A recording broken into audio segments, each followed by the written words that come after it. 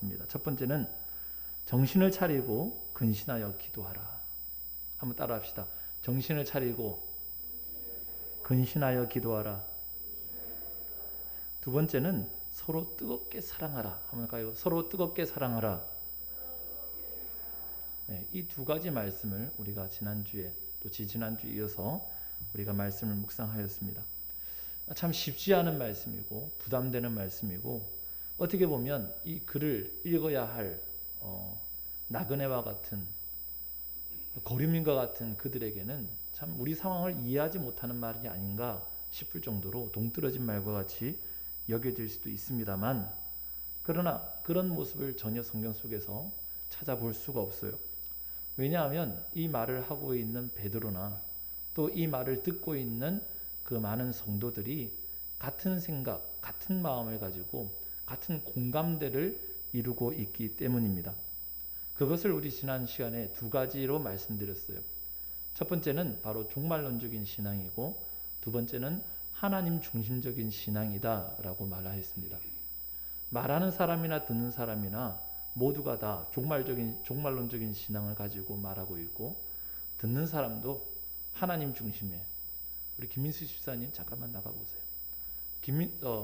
듣는 사람도 말하는 사람도 하나님 중심의 신앙을 가지고 있기 때문에 이 말이 부담이 되지 않고 서로 공감이 되는 거예요.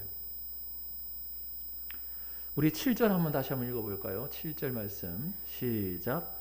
만물의 마지막이 가까이 왔으니 그러므로 너희는 정신을 차리고 근신하여 기도하라.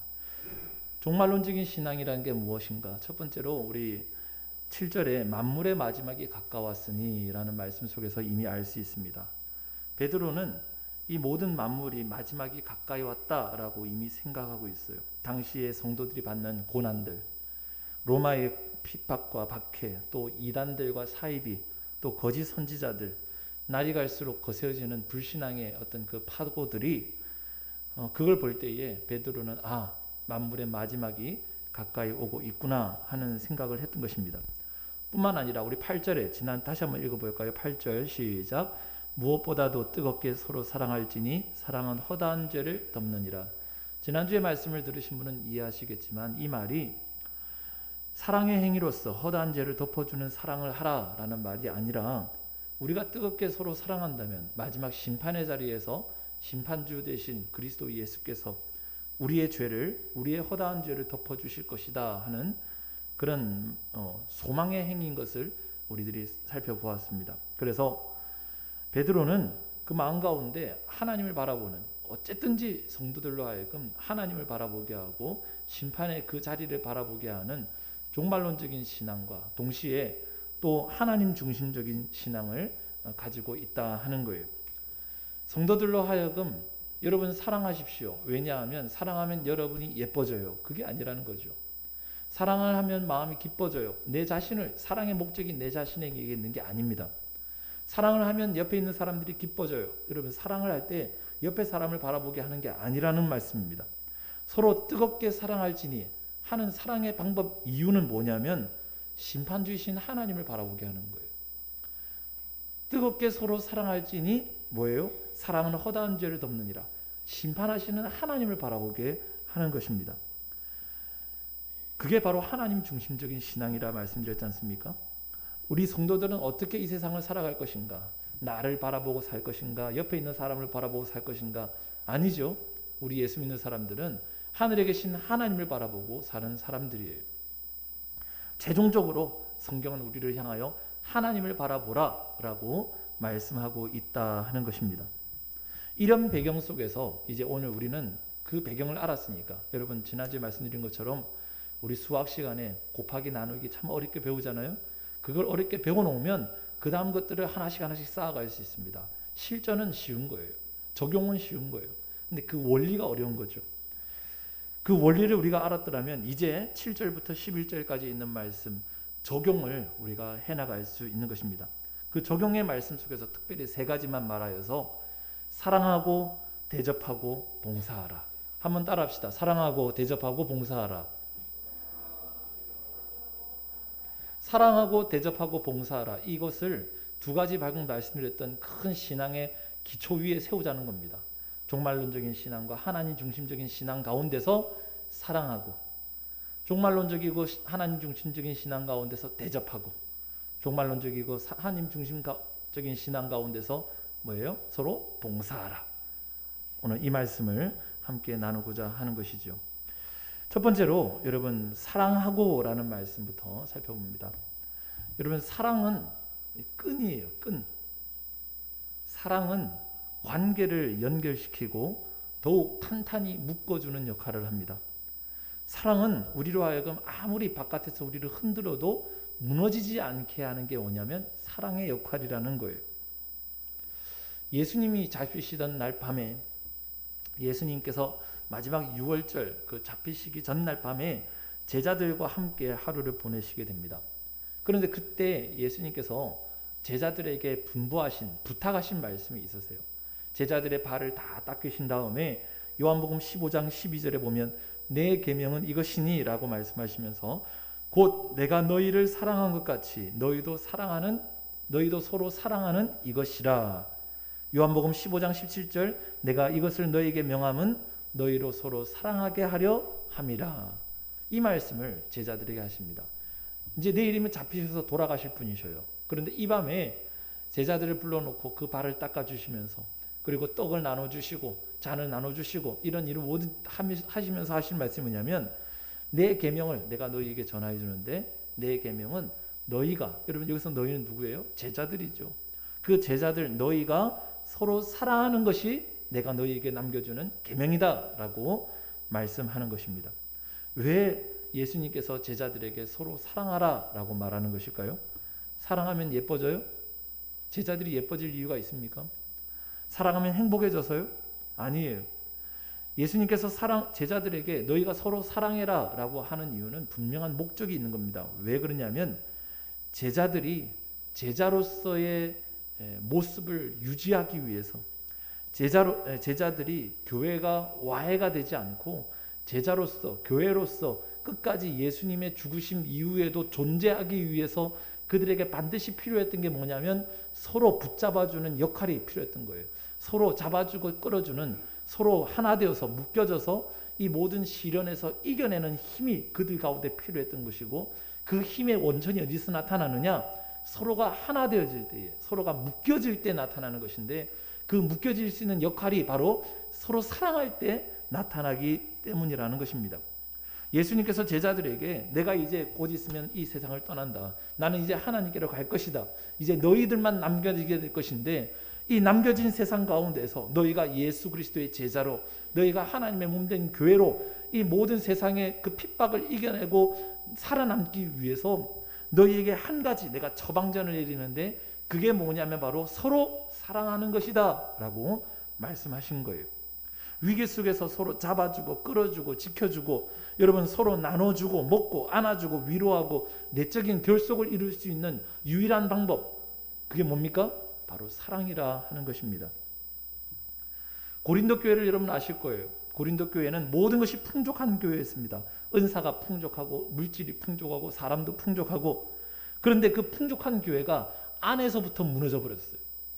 바깥에서 외압을 통해서 깨어진 것이 아니라 안에서부터 네 갈래로 완전히 깨어지게 됩니다. 게바파, 바울파, 예수파, 뭐 이런 아볼로파, 그 안에서부터 갈라지게 되는 거예요. 그뿐입니까? 돈 있는 사람, 돈 없는 사람, 지위를 가진 사람, 지위가 없는 사람, 누구한테 세례를 받았는가, 세례를 받지 누구한테 세례를 받았는가부터 시작해서 교회가 여러분 이렇게 깨지고 저렇게 깨지고, 은사를 가진 사람, 방언할 수 있는 사람, 방언 못하는 사람, 여러분 그 가운데서 얼마나 많은 갈등이 나타나는지 몰라요. 그 이유가 뭡니까? 그 많은 것을 가졌던 교회가 깨진 이유가 뭡니까? 그 가운데 사랑이 못했기 때문이에요. 그래서 바울은 그 고린도 교회를 향하여서 처방전을 내렸습니다. 그게 고린도전서 13장이에요. 사랑장이라는 겁니다. 사랑하라는 거예요. 사랑이 없으면 이 모든 것 다 헛된 거라는 거죠. 사랑하지 않으면, 사랑이 없다면 우리들이 내 몸을 불사르게 내어준다 할지라도, 그 모든 섬김이 있다 할지라도, 내가 천사의 말을 한다 할지라도, 예언하는 능력을 가지고 말한다 할지라도 그 모든 것이 다 사랑이 없다면 헛된 것이 될 수밖에 없다라고 말하는 거예요. 요즘에 이혼하는 사람 많지 않습니까? 저도 나이는 별로 많지는 않지만 그래도 주례를 몇 번 한 적이 있어요. 근데 이 주례라는 게 참 부담되는 일이에요. 장례식도 저는 참 많이 했습니다. 주례보다는 장례식을 주로 많이 했던 것 같아요. 근데 장례식을 하고 나오면은 뒤끝은 깔끔해요. 장례식을 인도하고 끝나고 나오면 이제 다 끝났기 때문에 이제 더 이상 걱정할 게 없어요. 그런데 결혼식에 갔다 오면 여러분, 제가 가르쳤던 청년들 가운데 여러분 이혼 위기에 빠졌던 청년이 있더라고요. 감사하게도 이혼은 안 했어요. 근데 별거를 했던 겁니다. 나중에 알았어요. 최근에 들은 소식인데 그 별거 했던 게 이제 서로 하나가 됐답니다. 다시 합쳐지게 됐대요. 얼마나 감사한지. 제가 가르쳤던 청년이 여러분 이혼했다고 생각해 보세요. 가슴 아파요. 그 이혼한 것도 가슴 아프지만 그런 결과를 나타냈다는 것 자체가 참 안타까운 일 아니겠습니까? 여러분, 왜 사람들이 이혼을 합니까? 돈이 없어서 이혼합니까? 돈이 많아서 이혼합니까?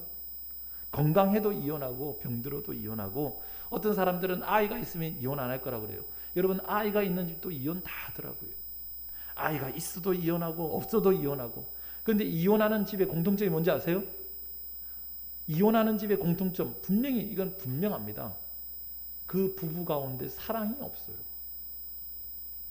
남편과 아내가 서로 이혼해야겠다라고 결정할 때에 여러분 그 가운데 하나 분명한 게 있습니다. 뭐냐면 나는 더 이상 너를 사랑하지 않고 너도 나를 사랑하지 않고 우리 관계 가운데 더 이상 사랑이 나타날 수 없다라고 판단하기 때문에 돈이 많든지 돈이 없든지 아이가 있든지 뭐가 없든지 다 필요 없어요. 너가 나의 앞으로 바라볼 때에 사랑할 수 있는 그런 소망이 없기 때문에 다시 한번 그런 옛날 같은 그런 사랑의 마음이 나타날 그런 여지가 없다라고 판단하기 때문에 뭐예요? 그럼 여기서 끝내자 하고 이혼을 선언하는 것 아니겠습니까? 당연하죠. 이 두 사람이 만날 때 생각해 보세요. 두 사람이 만날 때 만약 돈을 보고 만났더라면 사랑이 없어도 살아요. 그런데 이 두 사람이 만날 때 뭘 보고 결혼했습니까? 서로 사랑 보고 결혼한 거예요. 외모 보고 한 것도 아니에요. 여러분 물질 보고 한 것도 아니에요. 서로 사랑한다는 그거 하나 보고 결혼했는데 사랑이 딱 깨져버리니까 여러분 뭐예요? 같이 살 이유가 없는 겁니다. 교회요? 교회는 서로 사랑해서 만나서 교회를 이룬 건 아니에요. 우리 장로님하고 저하고 서로 사랑해가지고 야 우리 서로 사랑하니까 교회합시다. 이거 아니잖아요. 장로님하고 저하고 만난 이유는 뭐냐면 신앙으로 만난 거예요. 여러분들과 제가 만난 이유는 신앙으로 만난 거예요. 한 신앙으로 만나서 우리 신앙생활 잘 해봅시다. 우리 이 신앙 가지고 하나님 영광 나타내 봅시다 라는 마음을 가지고 이렇게 모여가지고 우리가 예배드리고 교회를 이룬 것입니다. 그런데 그 신앙의 본질에는 뭐가 있냐면 사랑이 있는 거예요. 그 신앙의 중심에 뭐가 있냐면 사랑이 있는 거예요. 그래서 고로 교회를 다닌다, 우리가 하나님을 믿는다라는 말은 뭐냐면 하나님을 사랑하고 성도를 사랑하고 이웃을 사랑한다. 그 사랑을 실천한다는 말이 그 교회를 다닌다, 신앙을 가지고 있다라는 말 가운데 들어있는 겁니다. 교회에서 직분을 맡는다. 이 직분을 맡는다는 말은 결론적으로 뭐냐면 사랑의 직분을 맡는다는 말과 전혀 다른 것이 없어요. 왜요? 우리의 신앙에 여러분 그 신앙의 중심에는 하나님께서 우리에게 주신 명령인 하나님을 사랑하고 이웃을 사랑하는 내 이웃을 내 몸과 같이 사랑하라는 그 말씀이 우리 신앙의 중심에 딱 박혀 있기 때문에 우리는 서로 사랑하기 위해서 함께 모인 것입니다. 그런데 오늘 본문 말씀에는 서로라는 말이 분명히 들어있어요. 너희가 서로 사랑해라. 사랑의 대상에 대해서 우리에게 처음 1차적으로 보여주는 거죠. 바울이 말하는 사랑의 1차적인 대상이 누구입니까? 바로 성도예요. 내 옆에 있는 성도를 말하는 겁니다. 교회 공동체, 우리 구성원들을 말하고 있는 거예요. 사랑하노라 라고 말하면서 바깥 사람 말하는 게 아니에요. 우선 먼저 내 식구, 내 가족, 내 사람들을 사랑하지 못한다면 우리가 아무리 사랑을 외친다 하더라도 그 사랑은 효력이 없어요. 여러분 제일 욕 많이 먹었던 남편들의 모습이 뭡니까? 바깥에서는 전부 다 참 다 퍼주고 다 좋은 사람이고 하는데 집안에서 엉망일 때에 그게 제일 싫은 사람 아니겠어요? 내 아내, 내 자식들에게는 밥 한 번 안 사주면서 나가갖고 내 밥 사주고 다니고 그거 아니겠어요? 여러분 장학금을 줘도 우리 교회 학생들부터, 구제를 해도 우리 성도들부터, 섬김을 하더라도 우리 목사님 장로님부터 섬기는 게 그게 먼저입니다. 그게 1차적인 공동체 안에 있는 사랑의 대상이라는 거예요. 그리고 그것이 채워지고 그것이 원활히 될 때 그 사랑이 넘쳐서 바깥으로 흘러나가는 거예요. 사랑은 관계를 연결시키고 서로 탄탄히 하고 아무리 흔들어도 침몰하지 않도록 만들어주는 놀라운 능력을 가지고 있습니다. 여러분들의 삶 가운데서 하나님과의 관계를 생각해 보십시오. 그 관계가 여러분 위태위태하다면 사랑이 약해진 거예요. 그런데 여러분들과 하나님과의 관계가 탄탄하고 아무리 태풍이 불어도 풍랑이 쳐도 이 배는, 하나님과의 관계를 가지고 있는 이 배는, 믿음의 비는 절대 침몰하지 않는다고 생각한다면 여러분은 정말 하나님의 사랑을 듬뿍 받고 있고 여러분도 하나님을 사랑하고 있는 것입니다. 여러분, 우리 하나님께서 우리에게 주시는 말씀 첫 번째는 뭐냐면 뜨겁게 서로 사랑할지니. 여러분, 서로 사랑하는 우리 성도들 되기를 주님의 이름으로 축원합니다. 두 번째로 우리 9절이에요. 대접하라는 거죠. 대접하라는 말은 9절 이렇게 말합니다. 서로 대접하기를 원망 없이 하라. 대접하다라는 말은 두 가지 단어가 붙어 있는 단어예요. 우리말로는 대접하다는 그냥 이렇게 대접해 드리는 게 대접인데, 이 헬라어 성경에서 대접하다라는 말은 두 가지 단어 있습니다. 첫 번째는 뭐냐면 필로스라는 단어, 사랑이라는 단어예요. 사랑이라는 단어와 크세노스라는 말은 뭐냐면 나그네라는 말입니다. 나그네. 필로스와 크세노스가 붙어가지고 필록세노스라는 단어가 되는데, 이 필록세노스가 무슨 말이냐면 대접하다라는 뜻이에요. 그러면 무슨 뜻일까요? 대접하다라는 말은 기본적으로는 길 가는 나그네에게 사랑을 베푸는 행위를 말하는 게 뭐냐면 대접하는 걸 말하는 거예요.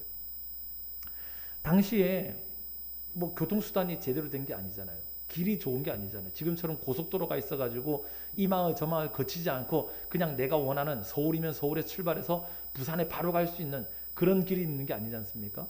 전부 완행버스잖아요. 완행길이잖아요. 꼬불꼬불 이 동네 거쳤다가 그 동네 저쳤다가, 그래서 몇 날 며칠을 동네를 거쳐야만 내가 원하는 곳에 갈 수 있는데, 당시 사람들이 그랬던 겁니다. 그래서 서울에서 부산에 가려면 한참 걸어가지고 어디쯤 가요? 용인쯤 와가지고 하룻밤 자는 거예요. 근데 어디서 삽니까? 잘 데가 어디 있습니까? 여관이 제대로 있습니까? 호텔이 있습니까? 그러니 지나가는 집에 똑똑 문 두들겨서 주인장, 지나가는 나그네인데 하룻밤 자고 갈 수 있겠습니까? 하룻밤 신세 질 수 있겠습니까? 그러면 그 주인장이 아이고 그래요, 우리 집 사람 채워오셔서 하룻밤 주무시고 가시라고. 아니면 좀 누추하지만 우리 헛간에 거기라도 주무시고 가시겠습니까? 주무시고 가시라고요. 그러면서 자기 집에 있는 조그만 따뜻한 밥 한 그릇 대접해 드리는 것, 그 대접, 나그네에게 사랑을 베푸는 일, 그게 바로 대접한다라는 말인 것입니다. 그런데 베드로는 그곳에서도 그 대접의 대상에 대해서 기록하고 있어요. 역시 9절에서도 서로라는 단어가 들어 있습니다. 베드로는 그 대접의 대상을 서로라는 말로 통해서 성도들을 1차적으로 말하고 있는 거예요. 같은 성도라는 좁은 의미의 대상 속에서 서로를 대접하라 하는 말이겠죠. 왜 이런 일이 있었을까 하는 것을 생각해 보면 당시가 박해 상황인 것을 우리가 알 수 있습니다.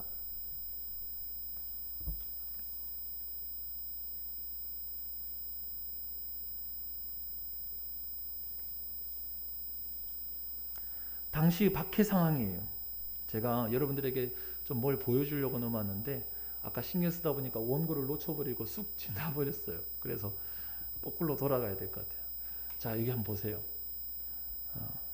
이 사진은 가파도기아, 터키에 있는 가파도기아라는 지하 도시입니다.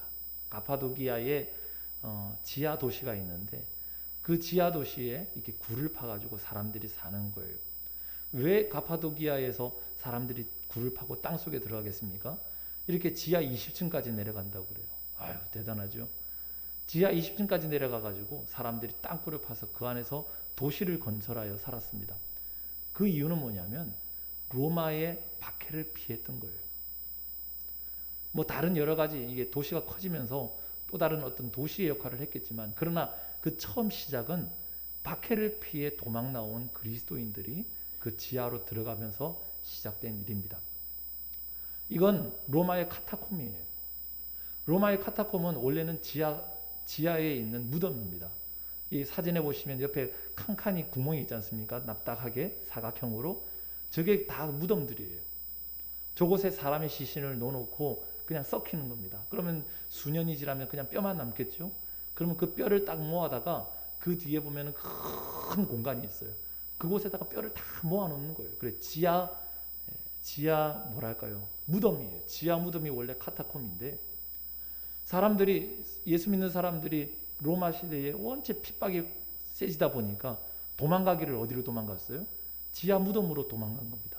그리고 그 무덤 속에서 땅을 파가지고 점점 그 밑으로 들어가서 그곳에서 큰 도시를 형성하고 이렇게 예배당도 지어놓고. 저는 이 카타콤에 들어가 봤는데요. 들어가 보니까 얼마나 넓은 그 예배당이 있는지, 우리 천주교 미사 드리는 것처럼 단도 만들어져 있고 큰 기둥도 2개가 만들어져 있고, 정말 대단한 규모로 이 카타콤이 만들어져 있었습니다. 그래서 사람들이 왜 이렇게 아까 전에 말씀드렸던 가파도기아의 지하 도시라든지 이 로마의 카타콤이라든지 왜 지하로 들어갔습니까? 로마의 박해를 피해서 들어간 거예요. 오늘 베드로전서에 이 베드로서를 읽고 있는 이 대상자가 누굽니까? 우리 1장에 보시면 거류민과 나그네 같은, 2장에도 거류민과 나그네 같은 너희라라고 말하고 있는데, 당시에 뿔뿔이 흩어져서 이곳에 가서 박해받으면 저쪽으로 도망가고, 저쪽에서 박해받으면 또 하룻밤에 짐 싸가지고 어디로 갈지 몰라 그냥 발길 닿는 대로 떠나야 했던 그 그리스도인들의 모습을 오늘 베드로전서에는 말하고 있는 겁니다. 그러니 이 베드로전서에 있는 대상자, 이 편지를 받고 있는 수신자들은 매일매일 거처 없이 떠돌아다니는 나그네 같은 사람들인 거죠. 그런 의미 속에서 오늘 9절에 서로 대접하라는 거예요. 무슨 말입니까? 성도들이 박해를 피해 도망갑니다. 이곳에서 있었는데 갑자기 박해가 딱 들이닥쳤어요. 그래서 한밤에 아무것도 챙기지 못하고 그냥 조그만한 보자기 하나 짐지고 보집 하나 지고 도망간 겁니다. 자식들 데리고. 다른 동네에 갔는데 어떻게 숨을 방법이 없지 않습니까? 어디 가서 잠을 자고 어디 가서 밥을 먹고 어떻게 숨습니까? 그때에 여러분들 잘 아시는 것처럼 이게 등장하는 거죠. 이게 뭡니까? 익투스라고 부릅니다. 이 위에 보면은 위에 글자가 쓰는데 익투스인데, 익투스라는 말이 앞에 있는 글자가 이제 약어예요. 익투스라 해서 예수스 크리스토스 데우스 이렇게 쭉 나옵니다. 그래서 그 앞자를 예수 그리스도 하나님의 아들 우리 주 그리스도 예수 구세주 이런 말을 압축시켜서 그 5글자만 따니까 익투스가 되고, 익투스라는 말이 물고기라는 뜻입니다. 그래서 물고기 표시를 나타내면 바로 우리는 예수 그리스도 하나님의 아들 우리 구세주를 고백하는 사람들이다 하는 뜻으로 이 물고기를 표현했던 겁니다. 그러니 사람들이 가는 거예요. 보집 하나 져가지고 도망갔는데 그 밤에 어디서 잠을 자야 됩니까? 그런데 문 앞에 보면은 이 진흙 갖다가 익투스를 그려놓은 거예요. 또 어디는 돌판에다가 이렇게 익투스 그려놓은 거예요. 이 집은, 이 익투스가 그려져 있는 이 집 사람은 예수 믿는 사람이구나. 이 집 사람은 하나님을 믿는 사람이구나. 똑똑똑 두들기는 겁니다. 저도 그리스도인입니다. 제가 핍박을 피해 도망왔습니다. 그러니 저를 오늘 밤 좀 묵게 해주십시오. 그럴 때에 어떻게 합니까? 성도들은 서로 대접해라. 받아들이라는 거예요. 이 이웃은, 이 나그네는 다른 사람이 아니에요. 내 식구고 내 형제고 내 자매고, 그리스도 안에서 이미 형제 자매라는 개념이 초대교회 당시 있었기 때문에 이 초대교회는 서로 형제를 맞이하고 대접하는 일을 그렇게 열심히 했던 것입니다. 거류민과 같은, 또 나그네와 같이 떠돌아다녔던 당시의 성도들, 그 성도들에게 휴식처를 제공하고 피난처를 제공하고 또 금전적인 부분을 지원을 하면서 성도들이 함께 교회로서 서로 돕고 도울 수 있도록 그렇게 했던 것이죠. 여러분 오늘 주보에 보시면, 주보 뒷장에 보면은 초량교회가 등장해요. 초량교회. 보면 사진이 초량교회 있지 않습니까? 부산의 초량교회는 대단한 교회입니다. 왜 대단하느냐? 한강 이남으로 세워진 첫 번째 교회가 어디냐면 이 부산 초량교회. 근데 이 부산 초량교회가 더 대단한 게 무엇이냐면 이 부산 초량교회는 1891년에 비어드 목사님에 의해서 세워진 교회인데, 이 교회가 주기철 목사님도 이 교회에서 목회를 하셨죠. 그래서 일제 시대 때는 신사참배 강요 속에서 믿음을 지켰던 대표적인 교회가 이 초량교회, 부산 초량교회입니다. 또 일제 시대 이후에 6.25 전쟁이 나타나지 않습니까? 6.25 전쟁 때 밀고 밀려가지고 결국에는 지난 말씀드린 것처럼 이 낙동강 전선 이후로 이남으로 부산만 살아남았을 때가 있었어요. 그러니까 저 위에 북한으로부터 해가지고 온 나라에 있는 모든 사람들이 다 부산으로 몰려드는데, 그 중에서 예수 믿는 사람들이 있었을 거 아니에요. 평양에 있던 목사님들, 저 함경도에 있는 전도사님들, 그분들이 다 피난 와가지고 부산에 모였는데, 그 피난 온 목회자들이, 피난 온 성도들이 모였던 교회가 어디냐면 바로 초량교회입니다. 그러니 이 초량교회는 날마다 그 난민들로 가득 찼던 교회예요. 초량교회 와가지고 목사님들이 서로 기도하고, 전도사님들이 모여서 함께 기도하고. 오늘 본문에 이 주보에 나타나는 이 사진 한 장은 뭐냐면, 여러분 우리가 잘 알고 있는 메가더 장군이 인천 상륙작전 하기 직전 그 이틀 전에 찍은 사진입니다. 초량교회에서 기도했다는 거예요. 성도들이 모여가지고 나라를 위해 기도했다는 거예요. 더 중요한 건 뭐냐면 이 초량교회가 어떤 역할을 했습니까? 당시에 여러분 나그네를 대접하는 교회. 정말 다 어려운 시기였지만, 모두가 다 어려운 시기였지만 그 부산으로 오는, 정말 저 옛날에 그 사진 본 적이 있어요. 그 무슨 다리라고 합니까? 까먹었네요. 부산에 가면은 이 사람들 그 피난민들 다 모여가지고 자기 영도다리, 그 다리 밑에 와서 다 자기 가족 찾는다고. 누구 봤냐고 전부 다 영도다리에서 만나자 하니까 그 영도다리가 미어 터지는 거예요. 전부 판자촌이 그 다 생긴 것 아닙니까? 그때 이 초량교회에서 그 사람들 다 섬기고, 그 성도들이 함께 모여가지고 다 부족한 가운데서도 물질을 해가지고 그 사람들, 가난한 사람들, 고아들 다 먹였던 일들을 이 초량교회에서 했던 것입니다. 그러니까 이 초량교회가 얼마나 큰 역할을 했는 것인가. 여러분, 서로 대접하라. 여러분, 우리는 한 성도들이에요. 그러니 우리는 서로 대접하는 일에 우리는 최선을 다해야 하는 것입니다. 뿐만 아니라 오늘 본문 말씀에는 한 가지 말이 더 붙어 있어요. 원망 없이 하라는 거죠. 서로 대접하는 거 한 번 할 수 있고 두 번 할 수 있어요. 한두 번은 우리가 할 수 있습니다. 목사님 이거 좋은가 한번 드셔보세요. 장로님 이렇게 한번 해보세요. 여러분, 우리들이 이렇게 대접하는 거 한두 번은 할 수 있어요. 그런데 그것을 계속 한다면, 여러 번 한다면, 또 오랜 기간 동안 해야 된다면 여러분 부담이 될 수밖에 없죠. 예속담에 긴병에 효자 없다라는 말씀이 있어요. 아무리 긴병이라도, 아무리 부모의 병이라도 오랫동안 병시중을 한다면은 어쩔 수 없이 소홀해지거나 또 원망이 나타날 수밖에 없다는 그런 뜻입니다. 그러나 당시의 성도들은 서로를 대접하기를, 처음 보는, 사실은 그리스도인이지만 처음 보는 성도 아닙니까? 어떻게, 나도 지금 살기 힘든 그런 상황이지 않습니까? 그런데 내 집에 찾아온 이 성도, 내 집에 찾아온 형제들, 내 집에 찾아온 이 자매들을 향해서 여러분 그 대접하는 일에, 섬기는 일에 대해서 원망 없이 한 번, 두 번, 세 번, 100번, 1000번, 10,000번이라도 원망 없이 할 수 있는 것.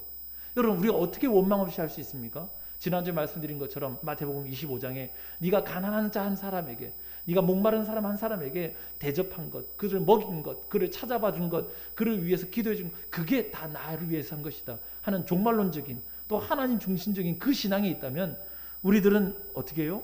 서로 대접하기를 원망 없이 할 수 있는 것인데, 사람을 바라보고 내가 줬으니까 당신도 나에게 이렇게 해주라, 내가 당신에게 열을 해줬으니 당신은 나에게 열 가지는 해줘야 될 거 아니냐, 그렇게 바라본다면 우리는 일을 할 수가 없는 거죠. 우리 그런 찬양이 있습니다. 당신의 그 섬김이 하늘에서 해같이 빛나리.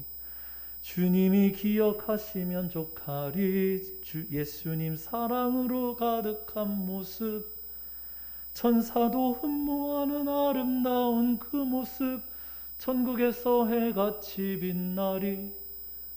우리 정말 그 찬양을 우리가 할 수 있다면, 주님만 기억하시면 족하리, 그 고백을 우리가 할 수 있다면, 우리는 오늘 9절에 있는 말씀 어떻게 해요? 서로 대접하기를 원망 없이 할 수 있는 것이에요. 여러분, 서로 대접하시기를 주님의 이름으로 축원합니다. 세 번째로, 우리 마지막으로 봉사하라는 거예요. 봉사하라. 우리 10절 말씀 함께 읽어볼까요? 10절 시작. 각각 은사를 받은 대로 하나님의 여러 가지 은혜를 받은 선한 청지기 같이 서로 봉사하라.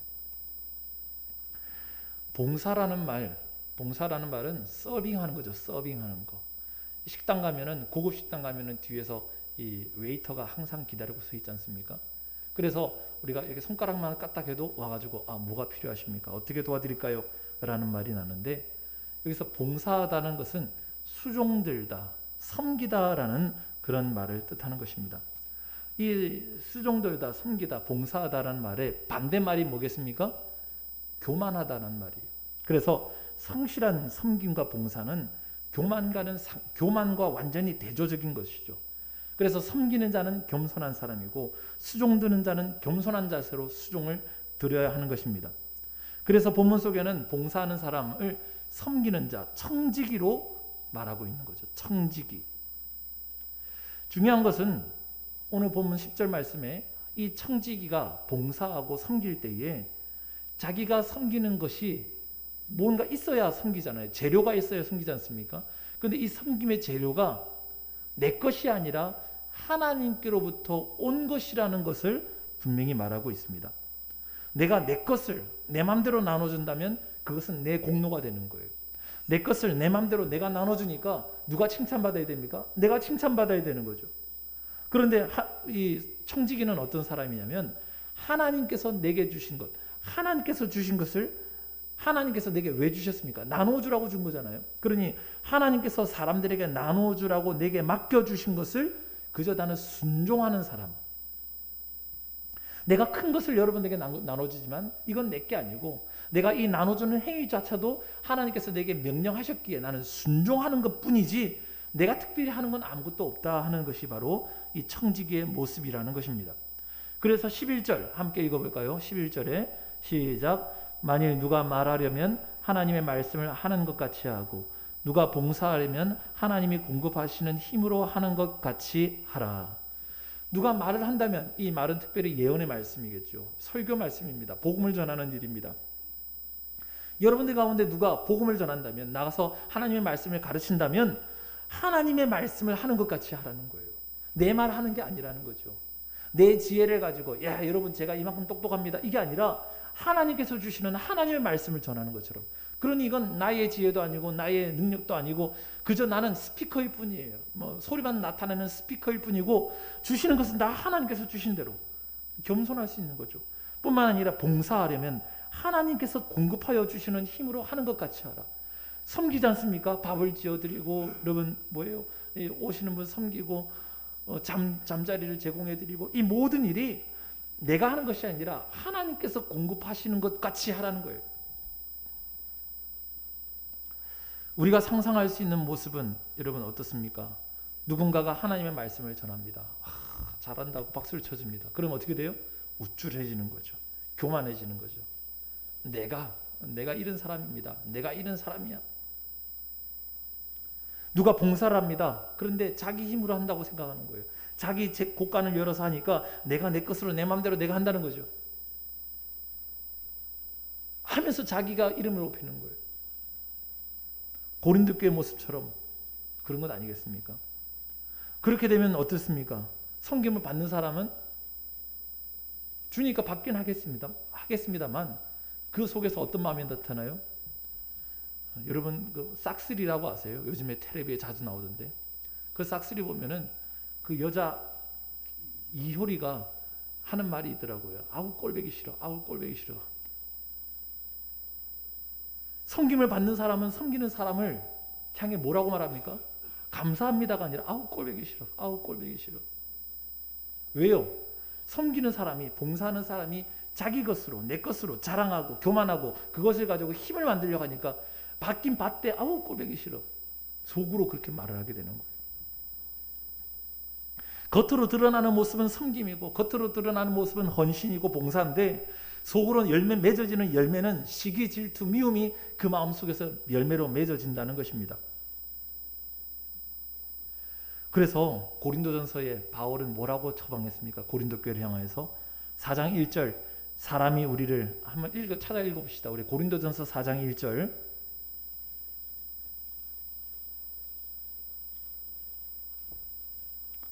고린도전서 4장 1절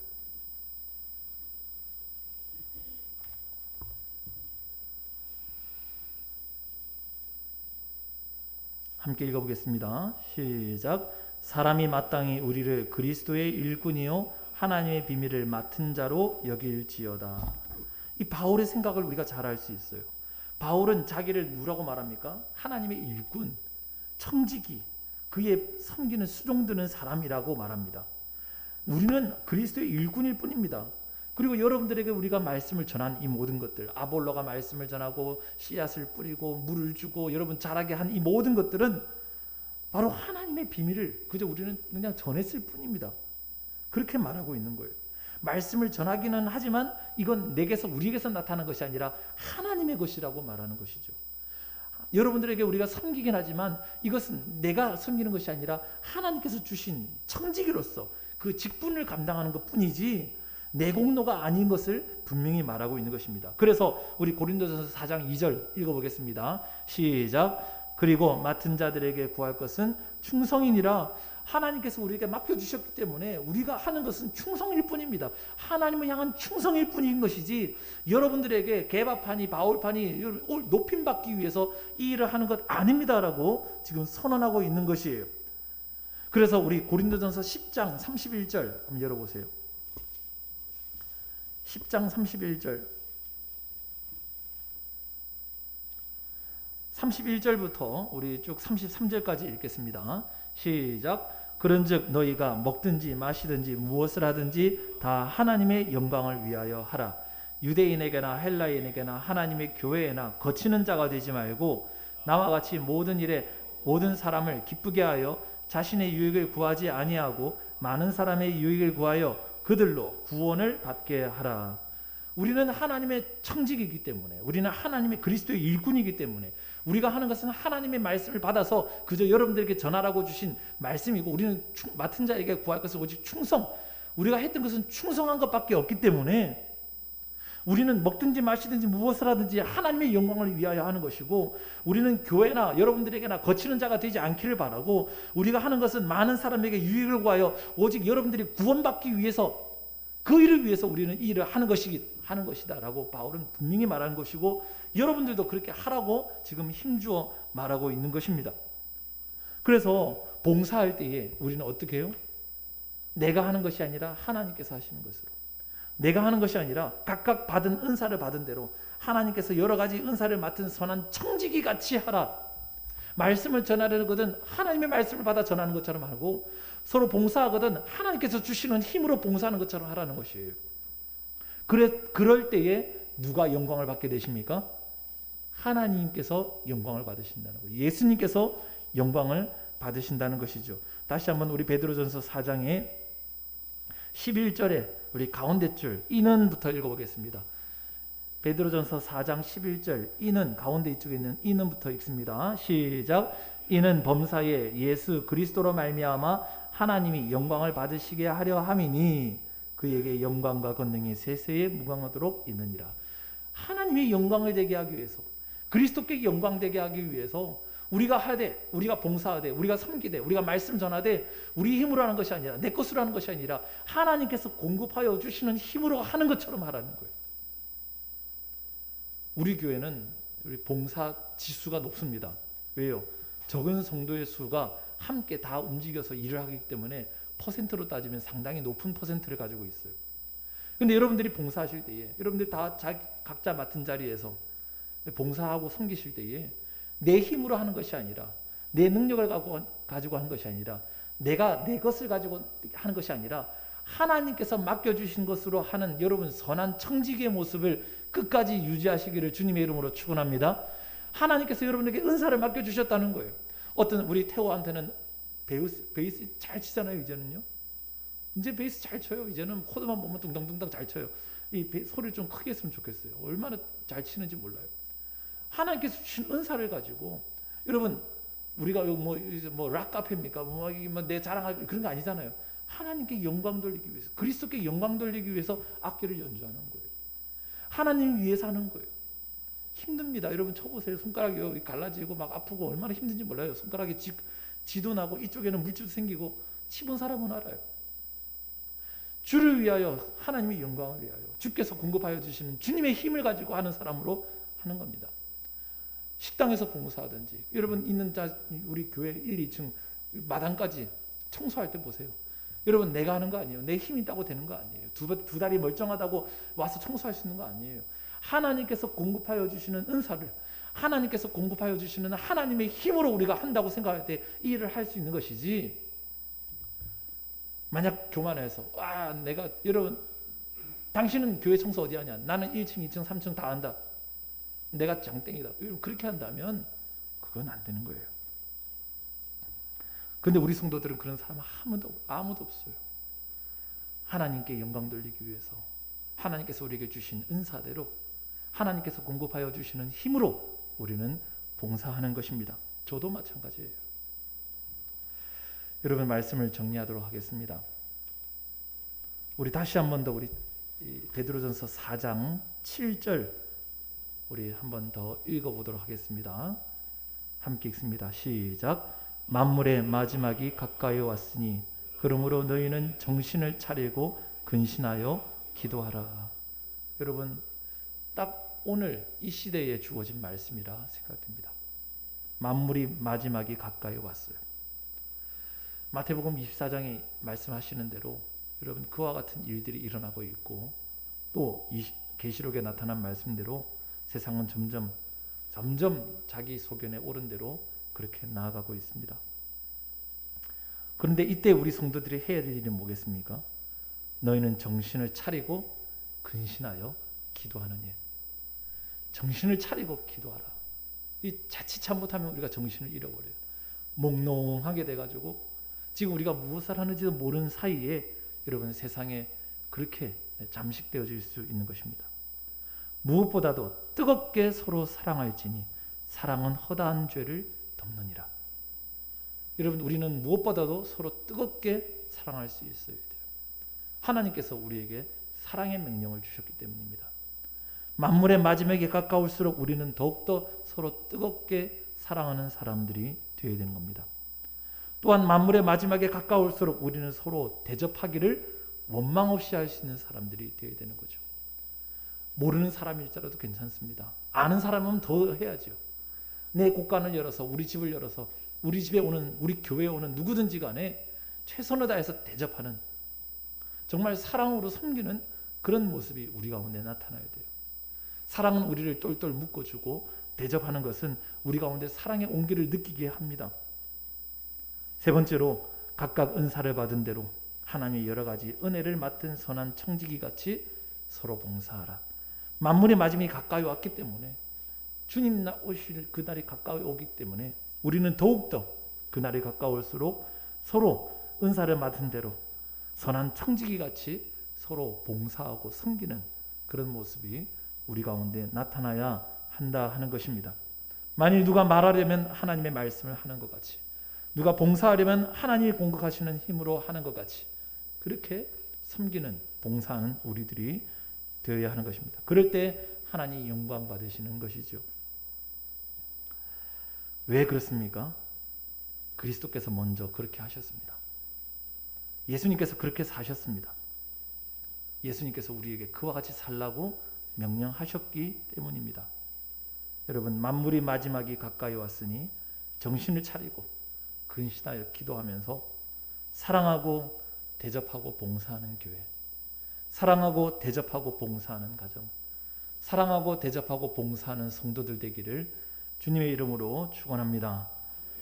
우리 함께 우리 기도하는 시간 갖도록 하겠습니다. 우리 특별히 우리 나라를 위해서 기도하십시다. 우리 코로나19가 이 땅을 지금 다시 한번 덮치려고 하고 있습니다. 이때 하나님 은혜 베풀어 주셔서 코로나19가 속기 끝나게 해 주시고, 특별히 교회가 여러 가지로 안으로 바깥으로 여러 가지 어려움을 당하고 있습니다. 이럴 때일수록 우리 성도들 서로 사랑하고 서로 대접하기를 원망 없이 서로 봉사할 수 있는 그런 교회가 되어서 이 마지막 시대에 하나님께서 명령하신 빛과 소금의 역할 감당하고 복음 전할 수 있는 예전과 같이 그런 영광스러운 교회는 되지 못한다 할지라도 이 땅에서 정말 하나님께서 원하시는 그 아름다운 교회의 모습 나타낼 수 있는 교회가 되게 해달라고 우리 두 가지 기도 제목 가지고 코로나를 때문에 여러분 속히 종결하여 주옵소서, 또 하나님 교회를 다시 온전히 세워 주옵소서, 우리 다 같이 두 가지 기도 제목으로 기도드리도록 하겠습니다. 하나님 아버지 감사를 드립니다. 주여 은혜를 주옵소서. 하나님 아버지 이 땅에 하나님 코로나로 인하여서 어려움을 겪고 있습니다. 주여 하나님 불쌍히 여겨주시고 코로나가 하나님 속히 종결되어지게 주옵소서. 하나님 정치인들을 위해서 위험을 있습니다. 아버지 코로나 때문에 하나님 자신의 욕망을 성취하고 코로나를 통해서 자신의 위험을 이겨드리고 하나님 자신의 원하는 것을 이루려고 하나님 그렇게 하고 있습니다. 주여 아버지 이 코로나가 하나님 교회를 어지럽게 하고 교회를 비방하고 하나님 코로나 때문에 하나님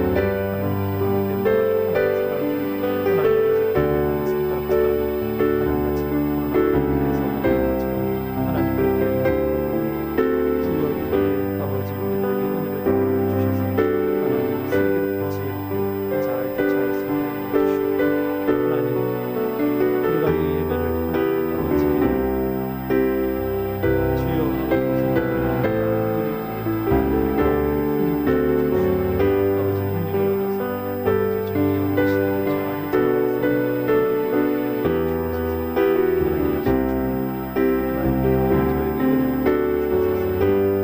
마음을 가볍게 하여 주시고 하나님 힘들지 않게 하여 주시고 어지럽지 않게 하여 주시고 아버지 주께서 주시는 말씀 잘 전하여 주시고 하나님 교회를 잘 이끌어갈 수 있는 주옵소서. 위하여 주옵소서. 성도들이 저에게 힘들게 하여 주시고 감격을 하여 주시고 주께서 원하시는 하나님 일을 감당하게 하여 주옵소서. 우리 하나님 백성들을 즐기게 하여 주시고 어디 있든지 하나님 그들을 잃지 않도록 도와주시고 우리 주의 앞에 성도들 하나님 원하시는 믿음을 잃지 않도록 하나님 그 열매를 하나님 잊어버리는 일을 당하지 않도록 주의 도움을 주시옵소서. 하나님 아버지 앞으로 많이들 걱정입니다. 어떻게 해야 할 것인지 아버지 알지 못하오나 주여 우리에게 하여 주셔서 이 모든 일들을 슬기롭게 잘 헤쳐나게 하여 주시고 장관님과 제가 하나 되어서 하나님 아버지 가운데 정결일 수 있도록 주여 역사하여 주시옵소서. 은혜를 감드리고 우리 주 예수님 감사합니다.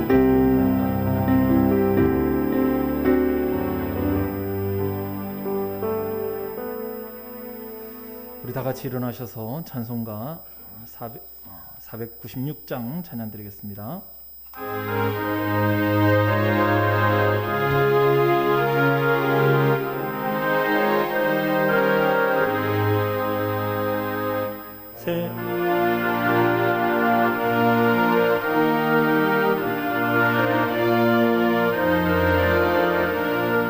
새벽부터 우리 사랑함으로써 저녁까지 시를 들려봅시다. 열매 차차이고 혹시 거둘 때에 기쁨을 원하는 거두리로다 거두리로다 거두리로다 기쁨을 원하는 거두리로다 거두리로다 거두리로다 기쁨으로 나는 거두리로다. 비가 오는 것과 바람 부는 것을 겁내지 말고 두려우시라.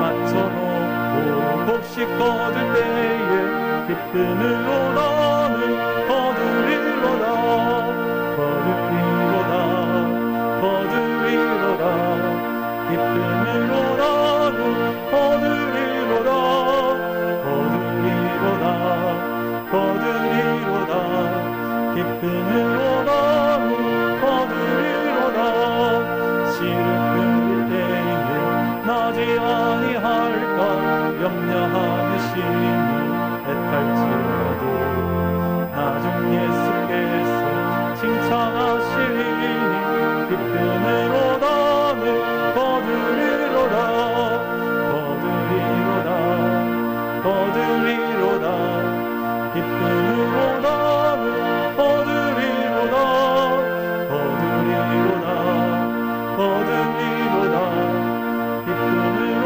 나는 거두리로다 아멘. 이제는 우리 주 예수 그리스도의 은혜와 하나님 아버지의 사랑과 성령의 교통하심이 만물의 마지막에 가까웠으니 우리 성도들 더욱더 사랑하고 대접하고 봉사하기 원하는 모든 성도들마다 그 가정과 기업과 자녀들의 머리마다 이제부터 영원토록 함께 있을지어다. 아멘.